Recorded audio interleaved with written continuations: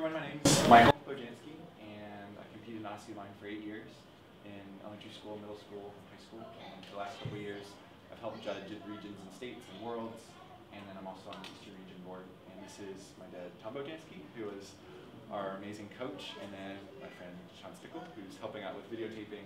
Oh, Tom Hansen, who is our region coordinator. Coach, handbooks. Oh, handbooks. Take a chunk for these folks. Good. Wow. And I had a blast. I loved Odyssey of the Mind. It was probably my favorite thing I did in school. Thank you. And the friends that I made on my team are my best friends today. I'm a senior at UNC Chapel Hill, and after this, I'm going to an engagement party for one of my friends who was on my team, and we still could keep up. So Odyssey of the Mind is just an amazing program.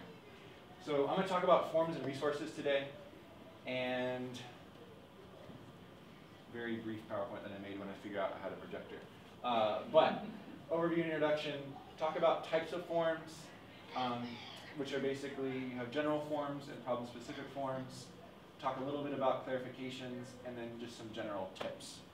And the goal of this presentation is to kind of give you an idea of how forms fit in within Odyssey of the Mind, what you need to know about filling out forms, and then how to use forms to get more points, because you can actually definitely squeeze some extra points. And forms won't make or break your presentation, but they can certainly cause some stress if you don't fill them out in time, or if kids don't really know what to do with them.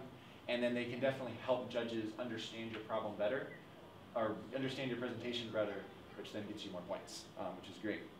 And yeah, forms just allow judges to understand your presentation and your solution better. So that's kind of their purpose. They're not just meant to give kids practice filling out forms, but they do really help. Judges have about 2 or 3 minutes before a presentation between their last one when they're judging, and we get these forms and we look over them, and it gives us a good idea of what's going to come.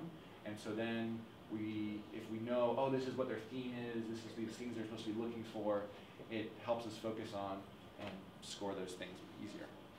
So, a couple types of forms. So in terms of general forms, everyone has a materials value form, which is basically a form where you itemize cost, and it looks like this. And team information, you have name of your item, what it's used for, and then the value.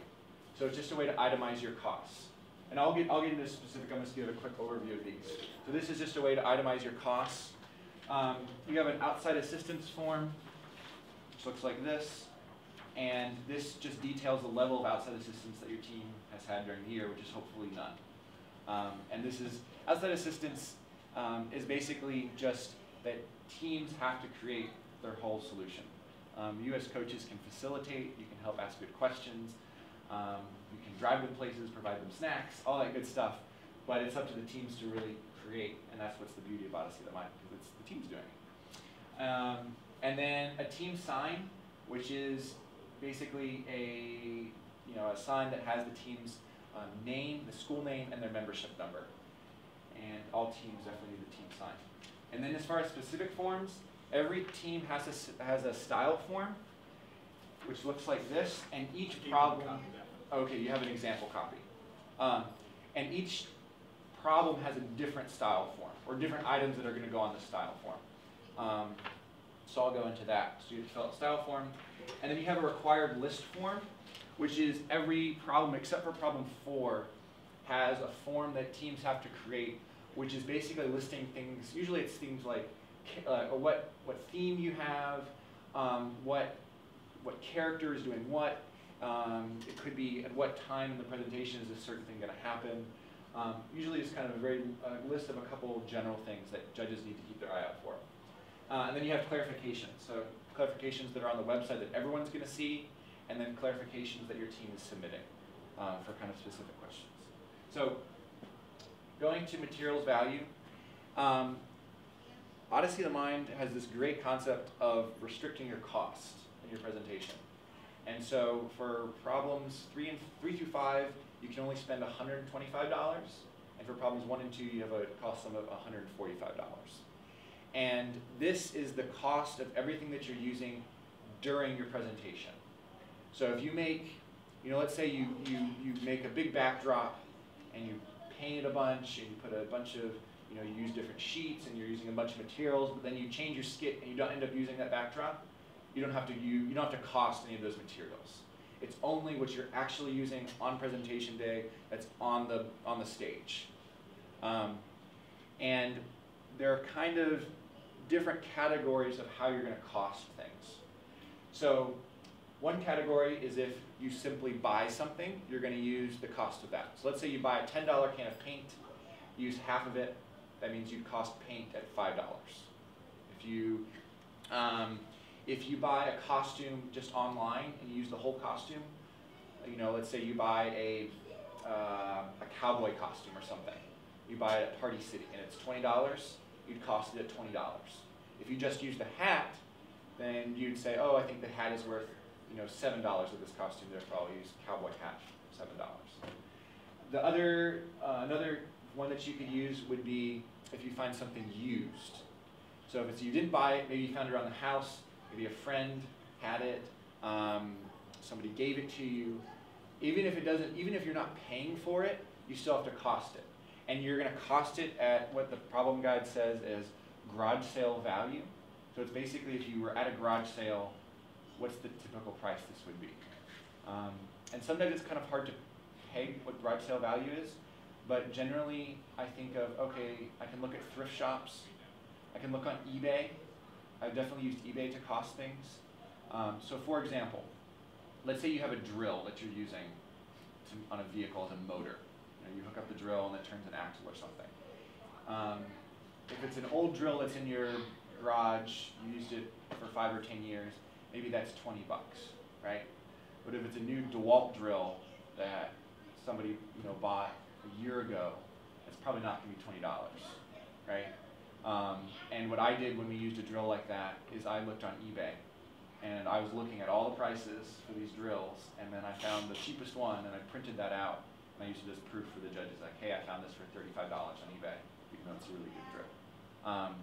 So you kind of have to poke around a little bit, but I'd say eBay and Amazon are great places to kind of figure out costs of things, the used costs, thrift stores, garage sales.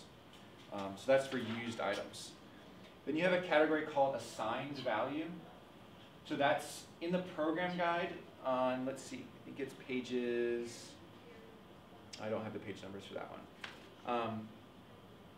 If you do like a search function in the program guide, which you can find in the members section, if you log on, you can see where the forms are, program guide. There's a section on assigned value which details these are items which would be more expensive, you couldn't use them, but we've assigned values to them. So for example, a computer would be $10. So if you use a computer anywhere in your presentation, you just cost it $10. Or if you use a musical instrument, somebody has a guitar or a violin, that's going to be costed at $5. So there are a couple items like that that have assigned values, which then you can still use. Very common are computers, audio systems, like iPods, projectors, things like that are assigned value. And then you have another category which is exempt. So these are things which you don't have to cost at all. You just write exempt. And that would be stuff like extension cords and batteries are the two biggest ones. But then you also have this lovely category of trash. So if you can say this thing is truly trash, and I would find it in a dumpster, or I would be throwing it away, it's exempt. So the biggest thing that our team used this for was for scrap wood.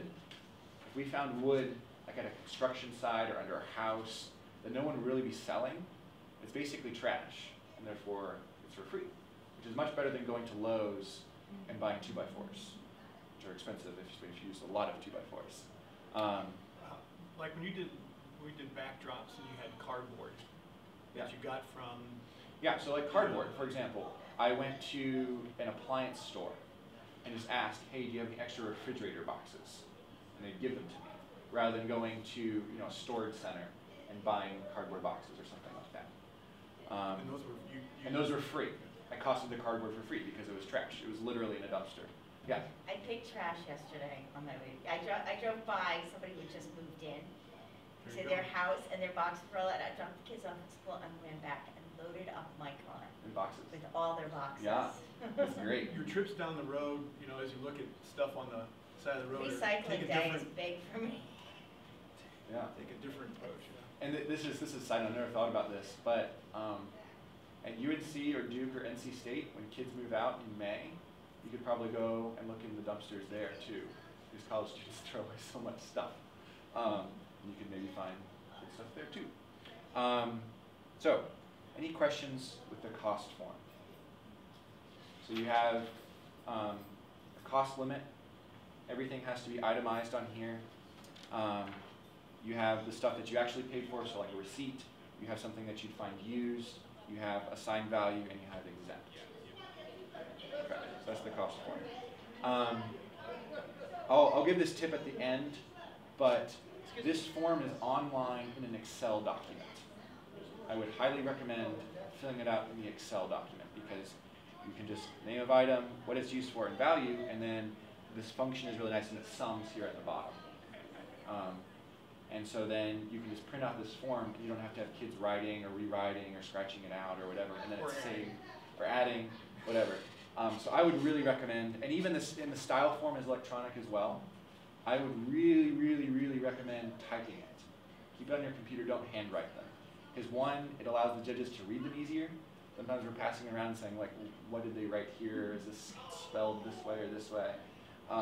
And then you can make more copies if you need more copies, rather than, oh, we need 3 more copies, I need to handwrite 3 more. And it's also saved. So let's say you move on from regions to states. You already have your form there, and you just have to maybe edit something or add something or whatever. What division are each of you? 1 and 2. Two? I think so. One. Okay, so I mean, you have to gauge for that too. A Division I team might have, I don't know what kids are these days, 2nd graders, 3rd graders, if they type, but you have to kind of play that by ear how you want to fill it out. And for Division I, coaches can help write the forms, Okay, but you can't tell them what to put on the forms. okay. So you can't say, we should do this style item, it should be written this way. You can say, I will write what you tell me, and then you can have your nice handwriting there. I would say though that if you have something really, really eloquent, and it's in really, really nice coach handwriting, judges are a little bit more suspicious. So just kind of balance that. We're not going to be, we might take a little closer look at it, just FYI. No primary coaches here, right? No primary. No. I don't know if primary coaches have They don't fill forms. out, they're not required. Yeah. So can I ask a question on that? You can type it for them then? Yes, Okay. you could type it, you could type the form for them, but you couldn't say, oh, did you, I don't think paint should be $20, it should be 25. You know, you can say, okay, you said 25, or you said 20, I will write 20. So you can be a scribe for them, but you can't be creating the form itself. For the outside assistance form, like I said, it's pretty simple. You just write how much outside assistance you had, and usually this is something you should do, you know, 2 or 3 days before your presentation, before your performance. And you know, if you're Division I coach, you're probably facilitating. You say, you know, did anybody, when you know, Joe, when you created this backdrop, you know, how did you think about that? You know, like how much did your mom help you with that? How much did your dad, you know, help you think through how to build this? And have a discussion and have everybody talking about how did you come up with these ideas?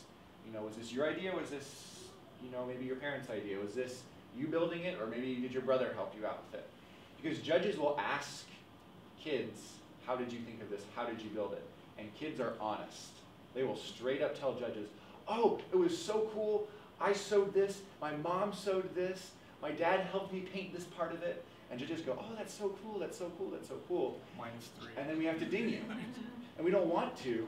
But we're trying to keep it fair. Because if everyone's parents helping out, then it's just parents competing with each other. And kids are honest. Kids are even at World Finals. You think these kids are professionals, they're going to keep hush-hush? No. Kids will tell the judges. And then your role as coaches, you're trying to make it fair. You're trying to help the kids compete. And you wouldn't want other teams to have outside assistants, so why would you help your own kids? And there's a whole other session on outside assistants that you can go to if you want to. So that's that form. Okay, so we've done cost, outside assistance, and the team sign. So the team sign, like I said, you just need your name and your membership number, and you have to see it from 25 feet away. So it's like from here to the wall, 25 feet. And yes, I'm sorry, but the membership number, is that the same throughout your whole school? yes, Every team, okay. yes. Because there aren't ever two teams with the same name, same membership number, competing in the same problem, and like division. Because if you had two, if you did have that case, it'd be, you know, like Forest View Elementary Team A, Forest View Elementary Team B, Right. or B or D or whatever. And you put that on the side. Yeah, and you put that on the sign. Do you have to put the division number? You don't have to put division. So name and membership number are the two main things. They have to be on there. But a lot of teams put some creative energy into their team signs. So decorating them, maybe they have lights, maybe they're painted, maybe they do all sorts of things. And some, I think, usually about one problem a year has the team sign as a scored element within style. And a lot of teams use their team sign as a style item. I know for our team we had a Robin Hood theme, and our team sign was basically like a sign post, and it had, you know, like the direction arrows, and they were all different directions. But Sean is an amazing artist, and he did wood burning. So he did wood burning for each part of the thing. So you know, like our membership number, and then our team name, and our division, and our problem. And we score that as a style item. 10. Yeah, it's scored well. Sean's a good guy. Oh, I have a question. Yes. Does whatever goes into the sign, does that go into the cost? Yes. Yes, it does go into the cost. So, team sign. Oh, and another big thing with that, it has to be visible at all times. So as soon as the presentation starts, you want that team sign out there. And if it falls down and judges can't see it and team members don't pick it back up, you'll get a penalty. And judges are usually pretty strict with that. And it's usually not something like, I think the maximum is 15 points. And if it falls down, it'll probably be 2 points or something like that. But it's something that just don't let it happen because it's free points. Right? You want your team sign to fall down, and then that's no fun. So just make sure it stays up. A lot of team signs are very flimsy, and they're sitting there trying to like adjust it, and then they go away, and then 5 minutes in, it's kind of boom. So keep it sturdy. Okay, style.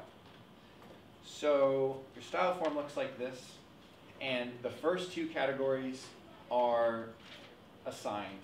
So usually, I handed out they each have a copy. yeah. So you have an example of an example one. Let me see. Actually, do any of you have your problems with you? No, probably. Okay. Let me see if I can. You have one? I have a different problem. I do have problem 1. Read what the style items are on those. It's on usually the back, the furthest page, second to last or last page. Page 4. Oh, sorry, here we go. Yeah. So read the first two. Effectiveness of a sound or sound effect during a trip. And the second one is artistic quality of one of the station settings. Yeah. So that's very, very typical of what a style item would be. So you have to score a specific prop, or now you have to score a sound effect or something, right? So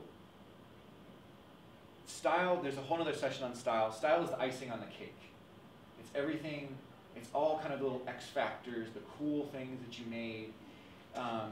It's, you put this little artistic flair on something. It's not getting scored in long term, but now it can be incorporated here. So it really is a cool avenue for people, or kids, or teams that have this more artistic flair to really express themselves. And that's on purpose as an incentive that's there. It's a scoring category. And the big thing with a style form is that for the free choice of team, you have to pick 2 items that aren't scored anywhere else in the competition. So if a team member's costume is already scored, you can't also score, like let's say it was the costume of the narrator. And let's say that has to be scored in the problem. You can't then score in the free choice of team the narrator's vest, right? It's already being scored somewhere else. If the vehicle's propulsion system's being scored, you can't score or let's say the engineering of the vehicle is being scored. You can't score the creativity of the propulsion system. It's already being scored. So you have to pick items that aren't redundant. And then the most important thing is that judges will score what you write. So be very specific in what you want scored. So for example, if you had a backdrop, it was an amazing backdrop. If you just wrote or let's say you have backdrops. Let's say you have 3 backdrops. If you just wrote the backdrops, judges are going to score backdrops 1, 2, and 3. They're going to score how they're built. They're going to score maybe kind of some of the intangibles, like maybe how they transition. They're going to score, if they were sturdy, did they fall over? They're going to score everything that goes into the backdrops. They're going to score how they're painted, how they look like, maybe if they had lights on them or whatever. As opposed to if you say the artistic quality of backdrop 1, right? Maybe all 3 backdrops are great, but they're going to get averaged together. So you can pick out the first backdrop's the best one. So I'll say the artistic quality of that one because the painting is amazing. Or maybe it's a backdrop that it has panels and there are motors attached to all the panels and they all flip and they transition like that. So then you want to say the creativity of the change of the backdrop. So you see the difference there? And style judges read that style form and they score exactly that, and they can't score anything else. So use specificity to your advantage. The team members have to decide this though. They have to hash it out. The only thing I would add is, let's say you had as an example, you had 3 backdrops, and they were all great. And the kids couldn't decide, they have to decide. Yeah. And they can't decide, well, a compromise might be the backdrops, because, so you can be general or you can be specific. Could you then say backdrop 1 artistic, backdrop 2 transition? Yeah. And have different things? Yeah. Okay. For one style item? Yeah. If they were different, if they weren't redundant. Yeah. Can I see an example? Yeah. Okay, here we go. So these are a style form from our team when we competed from 2 different years at Worlds. Before you go further, I would preface this by saying this was a high school team. Okay. Division 3. So this is our 7th and 8th year competing. all right. So we've gone through the loop a couple times and we knew what we were doing. Because we just competed a lot and we stuck together. We were a homeschool team actually, and so we were able to keep the same people together, which was a lot of fun. Your form probably won't look. Yeah. Like this, but So- an example. So I remember I talked about, if you look on the one with Return to the Gift of Flight, if you look at number 3, the appearance of the team sign and the way it was made. So that incorporates the wood burning. Because we really wanted to say, we don't just want to say, it looks nice, but it was wood burned, rather than, let's say, you just use Sharpie, to write out the letters. And we had the originality and performance of the rap, because we wanted to highlight that we weren't maybe copying another song and just changing the lyrics. We came up with the beat, we came up with the lyrics, and there was also a performance element in that. Instead of just saying the rap, we wanted to highlight that it was original and that we performed it. If you look to the other side, for the tour guide, number 3 is the artistic quality of the Omer crossing the Delaware painting. And this is another style item that Sean made. But it was an amazing painting of, like Washington crossing the Delaware when he was on the boat. But it was that, and instead of Washington's face, it was Omer's face. And we had, our theme was incorporating a museum. So we had different paintings. So this was a painting in the museum. But we wanted to highlight that it was artistic, and it was, Sean spent a bunch of time on this. So just saying, it's better to say than just the painting. What do you want? What do you like about the painting? Maybe you had a painting that used, you used vegetables to come up with different dyes or like paint colors, and then you painted with those different colors. So then you'd want to use the creativity of the materials used to make the paint in the painting, right? Instead of the painting. Because that's what's really creative, is that the fact you use onion skins to make yellow, and indigo, or whatever leaves to make purple, or blueberries to make blue. And then there's a description of kind of how I try to tie all these things together. So, any questions about the style form? So I would say, in regards to style, you can't decide on it 3 months ahead of time because you're kind of developing everything. But maybe 1 month out, when you're in the middle of everything and you're building things, you're reading the problem and you're reading the style requirements. Hit the first 2 items. You know, are we spending time on that costume that's getting scored? You know, if we're building any costumes, we definitely need this one to have time spent on it. And then think about free choice of team. For us, sometimes it was, oh, we have all these items, which one do we want to pick? And sometimes it was, I have this really cool idea. I'm going to spend a bunch of time on it because I know we're going to do it as a free choice of team. You almost create it just for the style category. So you can approach it from both angles. Probably for Division 1 and 2, it'd probably be easier to just kind of pick from what you have, just because of kind of time restrictions and just how much time you have to put into making everything. So kind of 2 different approaches there. Okay, let's see. Where am I? So we did style. Okay. So for the required list form, like I said, it's just something that lets judges know kind of what's happening. So for problem 1, I think it's the description of vehicles and propulsion, the obstacles they have to overcome, and the end signal. So you need to be writing these things down. You're like, oh, okay, the vehicle 1 is a vacuum cleaner, vehicle 2 is an anteater, and vehicle 3 is a koala. I don't know. They look like this. And they have these propulsion systems. They're overcoming the tree, or I think it's like they're doing the ramp, they're doing the whatever for the obstacles, and the end signal is everyone yells time or something like that. For newer coaches, a lot of teams choose their end signal to be time. You know, they somehow incorporate it. Maybe they're doing rhyming or a poem, or it's in the line as a joke or something, and the last line will be time, and then everyone yells it.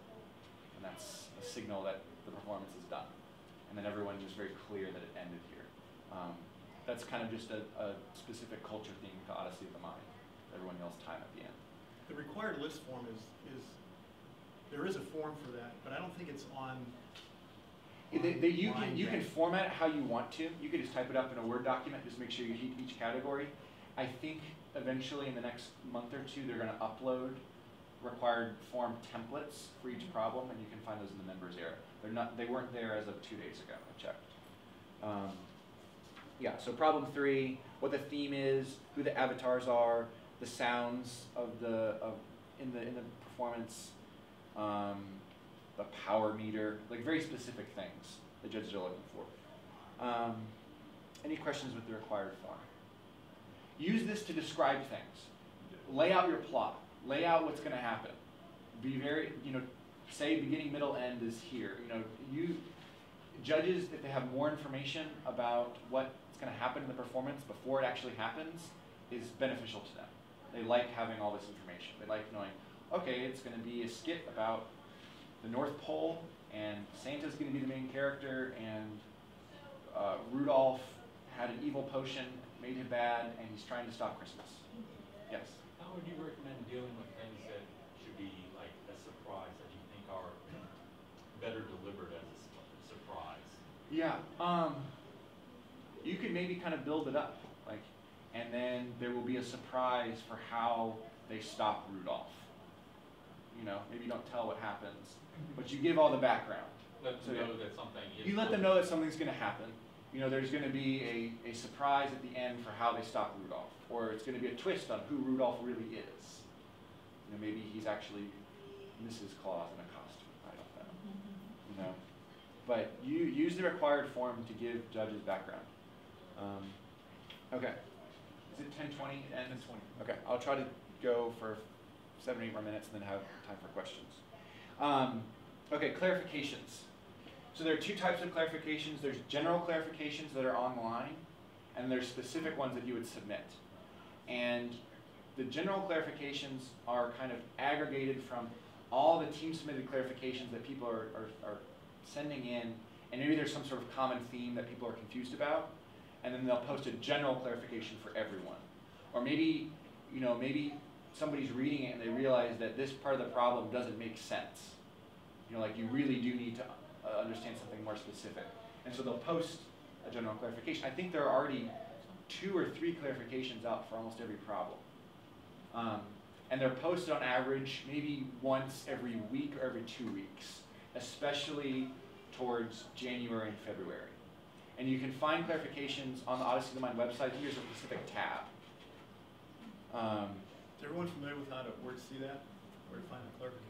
You go to odysseyofthemind.org or .com, and then on the tabs on the left, there's a specific tab for clarifications. And then you do by your problem. And definitely check these. And this is something that you can check as a coach and let your team members know that they're out there, but you can't tell them how you would apply it. So you can say, okay, there's new clarification about what type of materials you need to use in the tracks for the train problem, problem 1. How do you think this is going to influence the problem? What are you going to do about it? Does it cause any problems? But you can't say, oh, you can't use wood. That means you can't use this now. So you can bring it up to them, you can inform them about it, and you can facilitate the discussion, but you can't say, this clarification means you can't do this. Or maybe, oh, you had this great idea. This clarification now allows it. You should do this one now. But really, really check these, because these can be game changers. Really big game changers. So I know like last year, you had this requirement where you had to have a king. You had to have like a historical king. And a clarification went out that it couldn't be a pharaoh. Right? Like you think of a pharaoh as like a monarch, like somebody who's royal. But they specifically said you couldn't use pharaohs. Our team did that problem last year. And interestingly, later on in the year, they re-clarified the clarification, and they said you could do a pharaoh. Oh, okay. It was something to do with the dates. Yeah, and But it's just the point good to is you have check. to read it. You gotta check. You gotta check because you don't know.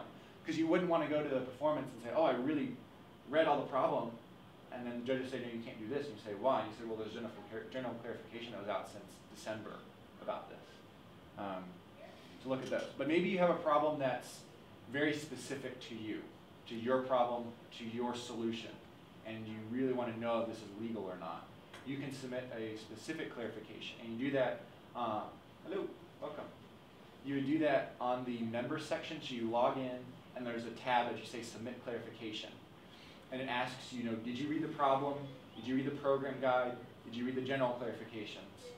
And then you can submit something. So it might be something like, what's the clarification that we submitted? Did so many of them. We would average between 8 and 10 team submitted clarifications a year. We just send a bunch in. We didn't even have any. And so when we do that is you cover yourself. You cover yourself. Maybe you're not going to get any penalties for submitting a clarification. The worst thing they'll do is be a little bit snarky to you. And you'll type up 2 paragraphs and they'll say, look in section 3A. Or no. Or no. And that's it. They're not going to say you submitted too many clarifications, 5-point penalty at your performance. So if you don't know, submit a clarification. They're great ways to kind of hedge your bets. And then you have proof. Let's say you go and you present and the judges say, oh, you can't do that. You say, I had a clarification that said I could. They have to uphold the clarification because the clarifications are national. Everyone has access to team submitted clarifications. So like as judges at Worlds, if we had a question and the team had their clarification, we would be asking a problem captain who'd ask somebody else who'd be like, yes, this is good, this clears out, whatever. And then sometimes judges are even sharing clarifications with each other, saying, oh, this team submitted clarification went in, and it's this. Judges have their own set of clarifications that aren't publicly available that they're talking about. But if you have a specific team clarification, the point is, save it, print it out, bring it to your competition. Yeah, we had part of where we were supposed to take samples from a couple animals or something like that, or samples, and one of them was like we were simulating that we were drawing blood, but we didn't really draw blood. We used like a simulated, like what you see the preschooler type things. We turn something inside, so it looks like it's filling up with blood. Yeah. And so we simulated it, and we're looking at the wording and we put in a clarification, can this be simulated this way? And they said yes in the clarification, but the judges had all been trained, no. And we were getting dinged until I went up to them afterwards and say, here it is, I printed it out. I also handed it in with the presentation, and they gave us our points back. Right. But, yeah. And that's why it's your get out of jail. Perfect card. example. Yes. Yeah. Perfect example. Any questions about clarifications? Any clarifications about clarifications? Okay. So, general tips, just kind of end, and then we'll have 10 minutes for questions. Into this. So, timeline. Finish your forms at least 2 days before competition. The next session starts at 10:25. So Okay, 15 minutes. Finish your forms 2 days before competition. Do not wait until the night before. Do not wait until the morning before. Do not wait until the staging area judge asks you where are your forms, and everyone looks at each other and says, I thought you were doing the forms, or what are forms? You'll be very surprised on how many teams do not show up with forms. And it's super stressful on the teams and the coaches, because then they suddenly have 6 forms to fill out in 5 minutes. Maybe they get bumped to a later presentation time. And maybe they're picking items that they shouldn't be picking. It's super stressful. So, 2 days beforehand. I'd be thinking about it at least a week or two beforehand. You know, look up all your cost stuff. You don't want to suddenly find you're at $150 the night before, and you have to suddenly cut out your backdrops or something like that, you know? So maybe you're thinking, okay, what are we at for cost-ish? You know, are we at $100? Are we at $150? Are we at $130? Just be thinking about it beforehand. And especially with the style form, be reading what's required for those 2 style items, making sure you're building stuff that solves that part of the problem, and be thinking about your your free choice of team, those 2 items. Be thinking about that a couple weeks beforehand. For electronic resources, like I said, use the electronic forms. Fill them out on the computer. I would not recommend handwriting them, just because easier to type, you have a saved copy, easier to make prints, judges can read them easier, all around just better. And you can fill it in more. For the style form, you can use small type. Imagine handwriting all of this. You can write more, and that's fine too. I mean, if you write like 19 paragraphs, judges aren't going to read it. It has to be on 1 page, but you can also write more. That is one point from a judge's perspective, is keep it succinct. They are usually hustling in between. Yeah. They only have like a minute. Yeah. Once they get the last team done and they get all the forms, and they have to start the next team. Yeah. So keep it succinct. Style judges probably have a little bit more time to look at. The required list form, they're probably spending 30 seconds on. It has the digital copies of the materials value form and the style form, which are great. Those are new as of like last year or this year. I formatted my own Word copy of this, and I had to do that, but then they put them up electronically. I could talk about help from coaches. Division 1, you can help scribe, but you can't decide which items. And like I said, spend some time thinking about your style items, because we've had competitions where we've picked one item at regions for style and it maybe got a 6 or a 7, and then we switched to a new item and it got an 8 or a 9. You know, it can be really significant based on which item you pick and how you're wording it. So this can be big points with style form especially. This can be a 10-point swing depending on which items you pick and how you're phrasing them. Easily. But at the same time, you can't let with the judge's decision decide, you know, we're not going to score this because it got a 5. If you feel that's your best thing, and my George Washington Crescent, the Delaware Painting got a 6 at regionals and then a 10 at states and a 10 at worlds. So you really have to decide what you feel is your best. Yeah. And some judges are really funky. You know, like you might get scored really high at regions, really low at states, and then maybe you do great at worlds. Or like it can flip-flop. Usually scoring gets harder as you progress, but you know, I would take a look at your style. Let's say you progress to states. Take a look at your style form, talk about it as a team, should we switch anything? But definitely be thinking about it early on. For tournament day, you have to bring multiple copies of forms.